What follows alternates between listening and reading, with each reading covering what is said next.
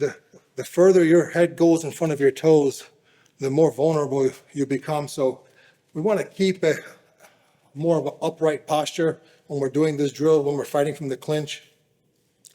And if my hips start getting behind me, space starts to open up. And let's take another look at this. Again, if we're chest to chest, there's not much room for them to deliver a powerful strike. But if I start to make space, you can start to see maybe the knee comes through. And if I get caught leaning too much here, I might just get snapped down into a front headlock. So let's start this drill by just getting shoulder to shoulder. We're both going to try to maintain belt to belt connection, shoulder to shoulder. We're have more of an upright posture, and we're going to just start pushing. I don't want to be ran over. He doesn't want to be ran over.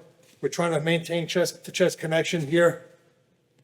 So if you find yourself over committing, your belt is deviating away from your training partner's belt, caution, be careful. So hip to hip, and then we'll switch. We'll go from one side to the other. Right now, we're not using our arms. We're just trying to reinforce this idea of remaining chest to chest without overcommitting, using our legs to help stand our ground and to apply pressure. Switch. Every time we switch, we're going to go from one shoulder to the other. We want to quickly reconnect, get our hip under us, switch. Go from one side to the other here.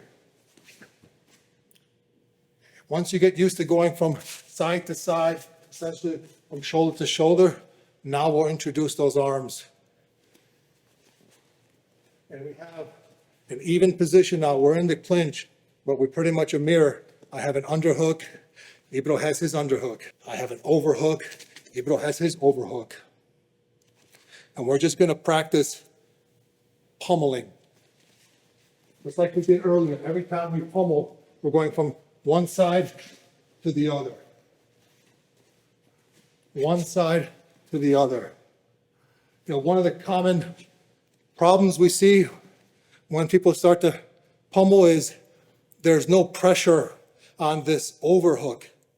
You know, so right now, if Ibro has this overhook and it's not really clamping down on me, if I raise my elbow, this becomes a threat of me potentially getting behind him if he's not clamping down on my underhook. Again, the underhook, you know, this can grow. Right now I have taken away any neutrality. Now I have an advantage. And if I go a little bit further, I have a even stronger advantage. So this is the reason why Ibro's going to be putting some weight on that arm so I don't easily advance my position. So, and I do the same on my side. You know, can wedge this hand. I can put a wedge between us here, all in an effort to not allow him to continue to advance his underhook. So let's continue with our pummeling. We're swimming from the self-defense perspective. If Ibro were to start kneeing me from here, again, if there's space, there is potential for some damage, but with a tight hip-to-hip connection, if he tries to knee me with that trailing leg, you're going to hit the softest part of my body. There's not much space here. There's not much to be concerned. Go ahead and throw it even harder. There's just not much to worry about. But this lead leg could be a problem. So if he throws this, there's a little bit more space for him to throw that.